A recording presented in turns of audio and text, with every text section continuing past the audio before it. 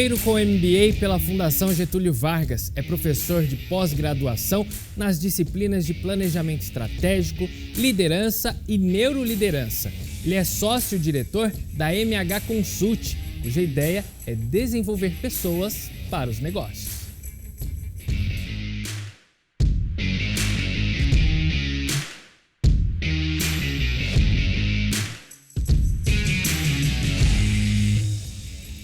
Você seja muito bem-vindo a essa edição do Poder e Negócios. Hoje a gente recebe Rogério Babler, sócio-diretor da MH Consult. Rogério, prazer te receber aqui no Poder e Negócios. É um prazer, Thiago. Muito obrigado pelo convite. Rogério, a gente aqui quer saber tudo.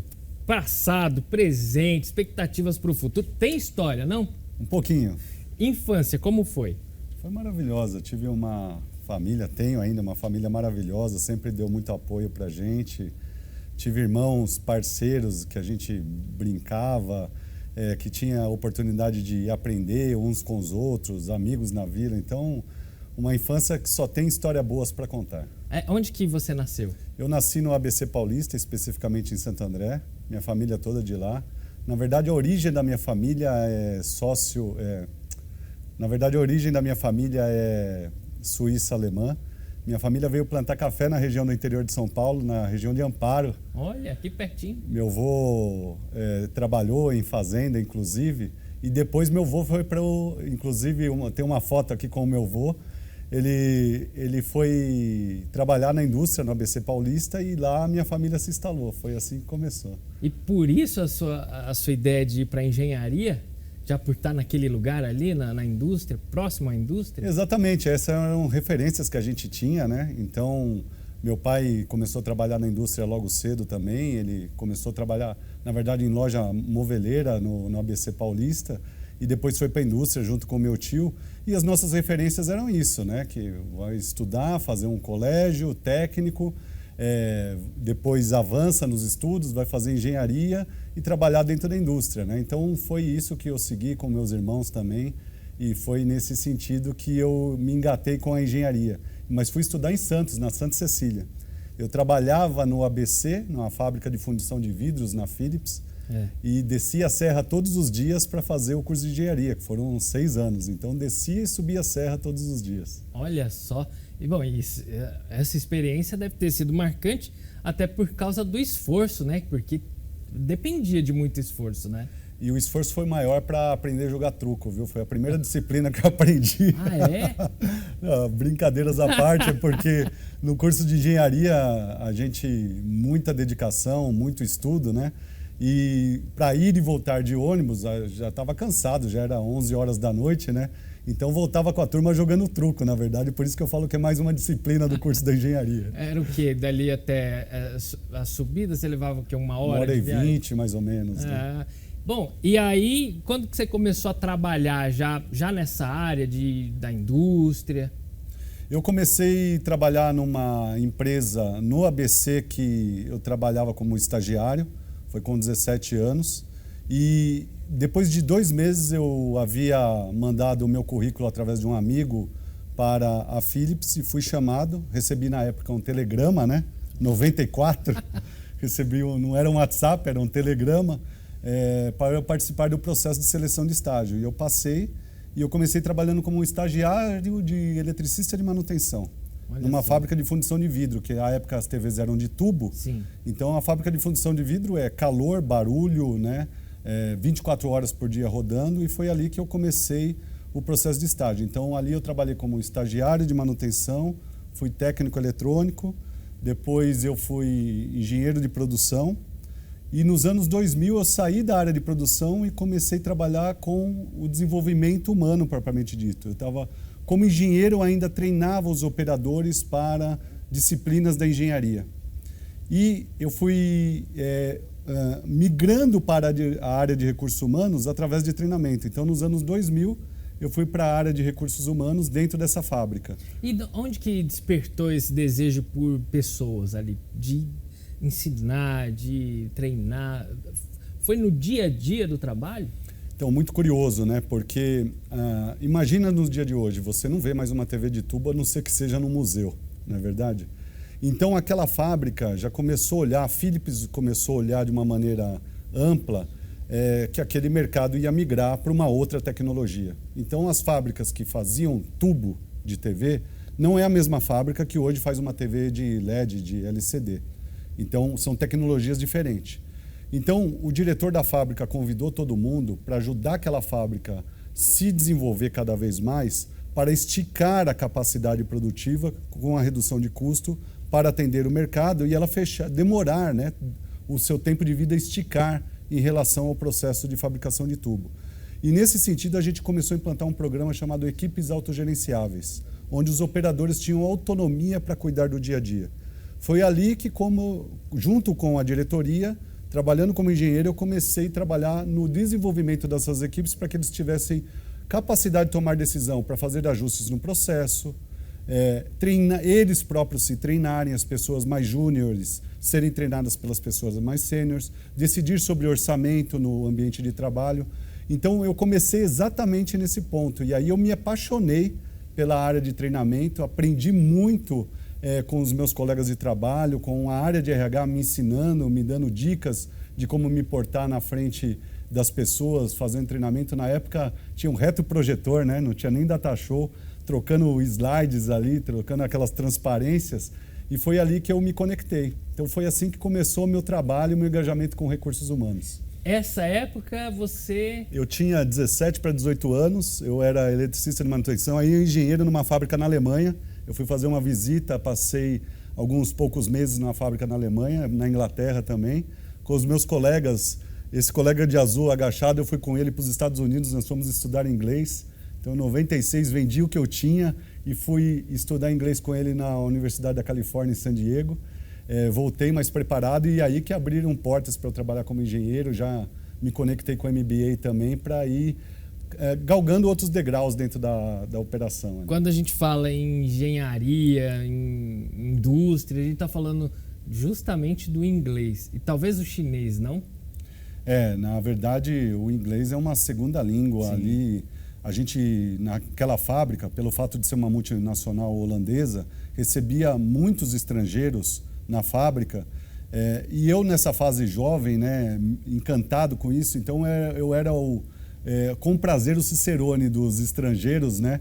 Então eu trabalhava com eles o dia inteiro e ainda saía com eles à noite, né? E quando eu fui para a Alemanha, por exemplo, fui muito bem recebido por eles. Então falar o inglês era praxe para você conseguir se comunicar e desenvolver o que tinha que fazer no negócio, né? Até para o networking, né? Exatamente. Então, essa questão do olho no olho, por mais que a gente esteja hoje no ambiente digital, eu acho que faz muita diferença. Sim. Então, a hora que eu tive a oportunidade de me conectar com eles pessoalmente, que antes era só por e-mail, por telefone, fez muita diferença. Quando você tinha um pedido para fazer, precisava de uma resposta rápida, ao invés de enviar um e-mail, telefone, na época não tinha Zoom, né, não tinha WhatsApp, telefone, já ligava diretamente, conseguia ser atendido, e se não tivesse o idioma, complicaria, né? E me diz uma coisa, Rogério, você então começa se apaixonando e aí começa trabalhando com essa coisa de gestão de pessoas, e aí quando você começa na MH Consult, que é uma empresa que tem justamente esse foco? Como é que foi essa história na MH? Então, quando eu saí da fábrica, eu fui convidado para trabalhar na divisão comercial da Valita, que é uma das divisões da Philips, que era a divisão de Domestic Appliance Personal Care. Ali eu já migrei, saí totalmente da indústria, fábrica, que eu estava 9 anos nesse ambiente industrial, e fui para uma área comercial. Aí responsável pela área de recursos humanos e o que era chamado Business Excellence, que é a área de planejamento estratégico e gestão de normas da qualidade para a América Latina. Então, eu tinha um reporte para o diretor da América Latina e para o vice-presidente da operação no Brasil. Então, ali eu tive a oportunidade de lidar com diversas áreas do negócio. Um grande parceiro meu era o controller da operação. Então, entender um DRE, um balanço, um fluxo de caixa. Outro parceiro era o diretor comercial. Entender o que é margem, como é que se posiciona no mercado, o diretor de marketing, a comunicação, enfim. Eu tive a oportunidade de ver de uma maneira sistêmica o negócio. Sim. Nesse período, eu já contratava, quando eu estava no RH ali, eu contratava a MH Consult, que é a empresa que eu trabalho hoje, que foi fundada por Marvin Hirsch, por isso o MH. Né? Ele foi vice-presidente da Coca-Cola no Brasil durante muitos anos, trabalhou na IBM também. Hoje está com 80 anos, está aposentado, morando em Portugal, continua sócio da empresa, trabalhando no conselho. E a gente já se conhecia. E um belo dia, com essas idas e vindas do mercado, ele me fez uma proposta indecorosa, que foi: vem trabalhar comigo na MH, que um dia você fica com a operação do negócio e eu fico com uma aposentadoria, algo que era viável para os dois. Então, em 2008, eu deixei a Philips, com pesar, fiquei 14 anos lá, foi uma empresa que sou apaixonado até hoje, sou um Philips lover até hoje, tem muita coisa Philips dentro da minha casa. E aí fui para a MH Consult, uma consultoria voltada para cultura, estratégia e inovação, sim, com educação corporativa. E aí me deu a oportunidade também de começar a dar aula. Eu já havia feito o meu MBA através de uma consultora, psicóloga especialista que eu já contratava na Philips. Era a coordenadora do curso de pós-graduação na Faculdade Metodista, em São Bernardo do Campo. E a Marli, ela me convidou para dar aula na pós-graduação. Eu comecei dando aula de estratégia e depois também comecei a dar aula de liderança. Muito legal. Rogério, a gente agora vai precisar ir para um rápido intervalo. Você de casa, fica aí, a gente volta já. Olha, agora eu tenho um recado para você que gosta de se vestir bem, ficar mais elegante, que precisa usar roupa social. A Camisaria Victor tem ótimas camisas sociais masculinas à pronta entrega. E eles também fazem camisas sob medida. São várias as opções de tecidos e mais, hein? Ternos, gravatas, calçados e também moda esporte. Polos, calças jeans, bermudas, modelos exclusivos, preços acessíveis e pagamento facilitado. Vale a pena conhecer, você vai ser muito bem atendido pelo Gesiel e toda a sua equipe. Lojas em São Paulo e em Campinas. Aqui em Campinas, o endereço é a Avenida Nossa Senhora de Fátima, 106, no Taquaral. A propósito, a Camisaria Victor é a loja que me veste. Siga a Camisaria Victor no Instagram e fique por dentro das novidades. @camisaria.victor. Olha, hoje você na MH Consult, qual é o seu papel? Você é sócio hoje, até por um acordo já feito no início, e acho que tudo isso é fruto de trabalho, não, Rogério? Eu sempre digo, não é uma frase minha, mas eu acredito nela, né, que a sorte é fruto do trabalho com as oportunidades passando, né? Então, a gente estava falando sobre a questão inicial de eu me relacionar com os estrangeiros. Se não tivesse estudado inglês, não poderia ter me relacionado com eles. No caso com a MH Consult, eu acredito que houve uma oportunidade passando e talvez eu estivesse previamente preparado para aquilo. Então, como eu disse, eu tive a oportunidade, dentro daqueles 14 anos, ter vivido uma experiência ampla de negócios, passando por ambiente industrial, ambiente comercial, entendendo os sistemas de gestão, reportando direto para a presidência. Isso deu um arcabouço de negócios muito interessante para ir para a consultoria. Então, a hora que eu me conectei com o Marvin, que eu já contratava para fazer trabalho de cultura na Philips, realmente foi aquele chamariz para falar, bom, vamos conhecer um outro lado dessa história? E foi aí que eu fui para a MH. Então, juntamente com dar aula na pós-graduação no MBA, me ajudou muito, porque na pós, no MBA, você tem que continuar sempre estudando. Os alunos ensinam demais. Uma pergunta que vem dos alunos, literalmente lhe ajuda a fazer mais pesquisas. É muito bacana isso. Então, outro ponto, eu conheci um mundo, um ambiente industrial voltado para eletroportáteis. Quando a gente vai para o mundo de consultoria, eu lidei com o sistema financeiro, empresas de tecnologia, empresas petrolíferas e assim por diante. Então, ajuda a ter uma visão geral de contexto. Isso é muito bacana nesse mundo da consultoria, né? Que ajuda você a enxergar diferentes vieses, diferentes perfis e, às vezes, alguns conteúdos funcionam muito bem em determinado ambiente. Numa mesma indústria, às vezes a gente está falando de uma indústria, por exemplo, que funcionou, aquela metodologia se encaixou. Você vai para uma indústria, às vezes, que é concorrente, não se encaixa, porque a cultura é tudo. Gente é tudo. Então, saber lidar com gente, eu acho que é uma disciplina que deveria haver desde a escolinha, desde o prezinho, essa questão de lidar com gente, porque no fundo, são relações pessoais o tempo inteiro. E hoje, então, vocês continuam dando esse tipo de suporte às empresas? Exatamente. Principalmente a indústria? Na verdade, é bem amplo. A gente trabalha com indústria, mas também setor financeiro, mercado tecnológico. Então, tem das mais diversas empresas, marcas potentes no mercado, que graças a Deus são nossos clientes aí. E na verdade, a gente não se especializa no segmento, mas é no comportamento humano. Então, a gente acabou de voltar, por exemplo, da ATD de San Diego semana passada, que é o Association for Talent Development, o maior congresso mundial para falar sobre talento e desenvolvimento humano, e trouxe abordagens incríveis. Então, por exemplo, um dos palestrantes lá foi Adam Grant, que é muito famoso atualmente. Ele trouxe uma questão muito interessante para a gente refletir hoje, a questão de burnout, que está acontecendo nas empresas com frequência.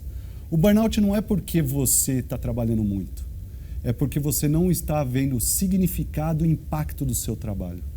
Então, quando você olha sobre esse prisma, não tem a ver com o teu papel na organização. Você pode ser o presidente da empresa ou a pessoa que está lá na portaria. Se você não percebe o impacto do teu trabalho, você pode entrar num processo de burnout. E como fazer com que ela perceba? Aí é que está, né? Cada vez mais dentro das empresas, o que a gente tem trabalhado é gerar uma cultura que seja orientada para propósito, confiança, autonomia, colaboração. Isso traz segurança psicológica para o indivíduo. Eu também sou sócio do Instituto de Neuroliderança. E eu estudando o funcionamento do cérebro, cada vez mais me impacta como nós temos uma máquina geradora de expectativa que está dentro do nosso corpo, que a gente tem que aprender a dominá-la. Então, quanto mais a gente se conhece, mais a gente pode ajudar os outros a se conhecer. E aí o trabalho fundamental é começar pela liderança. Ô Rogério, me diz uma coisa. Você como engenheiro, tecnologia faz parte da sua vida e como atuante sócio-diretor e atuante mesmo na empresa de consultoria, a gestão de pessoas. Hoje a tecnologia vem com tudo, mais ainda com a questão da inteligência artificial e acho que muitos debates têm sido levantados nessa perspectiva. O que vai acontecer com as pessoas daqui a algum tempo nas empresas? Elas vão ser substituídas por máquinas, robôs? O que você vê nesse cenário todo? Essa pergunta é muito interessante e eu quero já começar me posicionando que eu sou um espectador nesse cenário, porque tudo é muito novo, então não sou um especialista no assunto. Mas veja só, Tiago, quantas vezes você mesmo, eu e as pessoas que estão nos assistindo agora já não falaram, esse trabalho aqui, essa parte repetitiva é muito chato, é muito ruim, né? Eu tenho mais valor que isso, né? Bem que eu não queria fazer esse tipo de coisa. E aí a gente fica lamentando aquelas partes repetitivas. Bem, o ChatGPT ou outras tecnologias que vêm para trazer conteúdo para a gente, elas vêm substituir exatamente essas questões repetitivas.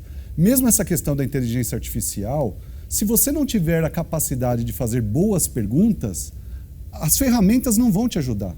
Então eu acho que a relação humano-humano, essas conexões onde você percebe o que não está explícito, vai continuar. Então vai dar oportunidade exatamente para a gente ter mais ócio e usar o ócio em favor do negócio. A gente ainda tem alguns rituais que precisam ser quebrados, que é a cabeça muito modelo industrial ainda. Que eu preciso entrar de segunda a sexta, das 8 às 5, e isso mostra que eu estou sendo engajado, produtivo. Mas e se eu terminar um trabalho numa semana que levou 3 horas? Eu não posso usar esse ócio para fazer outras coisas? E se essa tecnologia me ajudar? Agora, se eu não tiver formação, se eu não estiver procurando conhecimento constantemente, provavelmente eu vou ficar obsoleto. E não é responsabilidade da tecnologia que está vindo aí. É a minha responsabilidade. Então, eu acho que a gente tem que ajudar as pessoas a serem mais autorresponsáveis pelas suas carreiras. Esse é o trabalho que eu acho que a gente precisa fazer. E nas empresas, as pessoas serem lidadas dessa maneira? Exatamente. A gente tem que ajudar as pessoas a justamente terem segurança psicológica para poder buscar o autodesenvolvimento e, com isso, por consequência, ajudar o negócio a crescer. Se eu preciso dizer para um colaborador o que ele precisa fazer em relação ao seu trabalho, já tem alguma coisa errada. Eu preciso dar o propósito, uma direção macro para ele. Agora, o detalhe da operação dele, eu como líder preciso confiar naquele indivíduo para que ele faça. E o indivíduo precisa assumir a autorresponsabilização pelo trabalho dele. Então, eu acho que é uma responsabilidade de ambos os lados. Não é só da liderança e nem só do colaborador.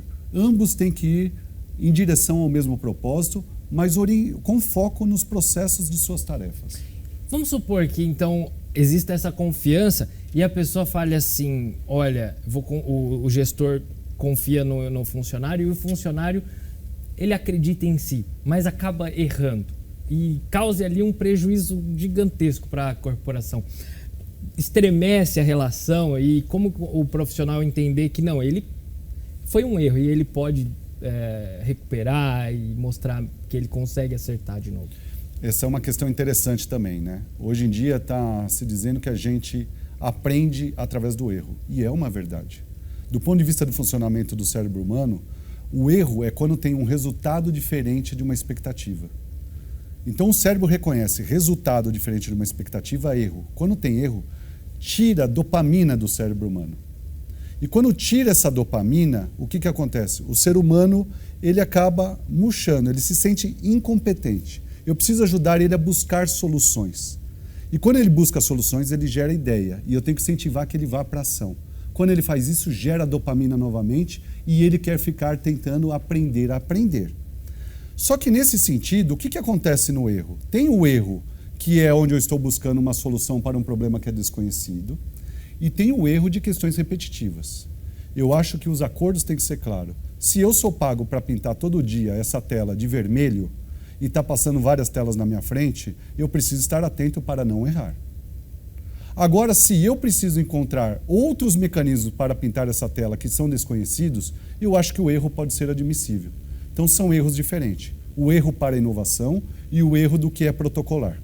Eu acho que a gente tem que ser tolerante com o erro para a inovação. Mas o que é protocolar, nós temos que ser duro com os problemas e duro com os processos, para que eles funcionem. Né? E isso requer atenção. Isso faz parte até de que a gente tem visto falar, que tem sido nas empresas muito difundido, que é a questão do ESG, não, Rogério? Mas olha, a gente vai para um rápido intervalo, é o último intervalo do programa. Fica aí, a gente volta já.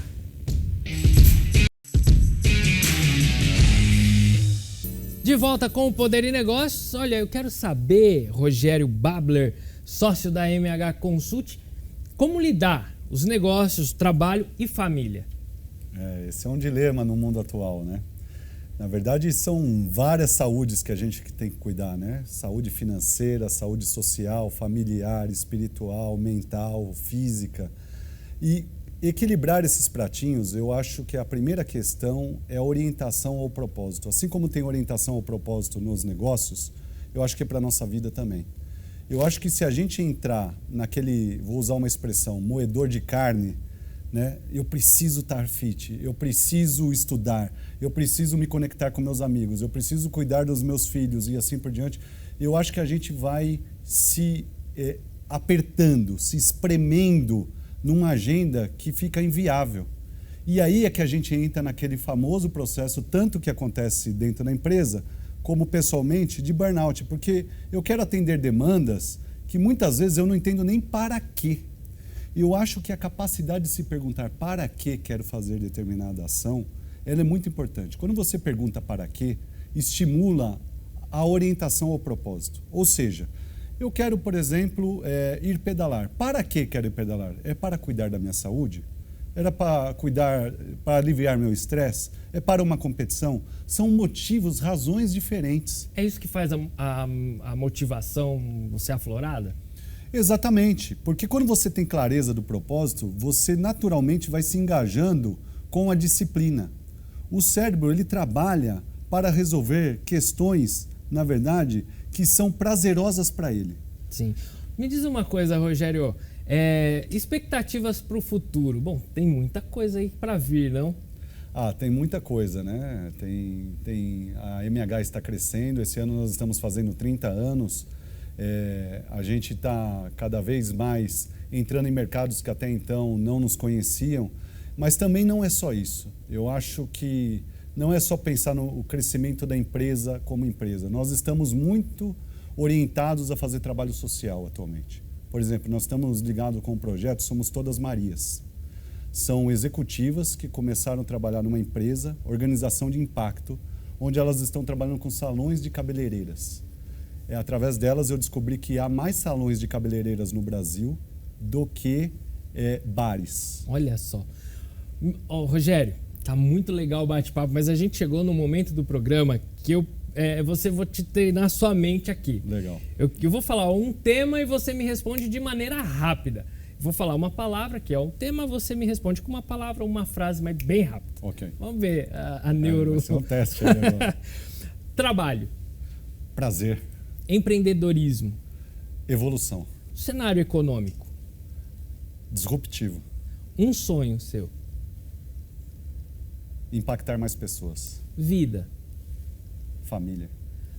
Poder. O que é poder para você? Compartilhar. Negócios. Crescimento. E o sucesso? Consequência. Rogério Babler. Gente para negócios. Muito legal, um prazer, viu, Rogério, ter batido esse papo com você. Thiago.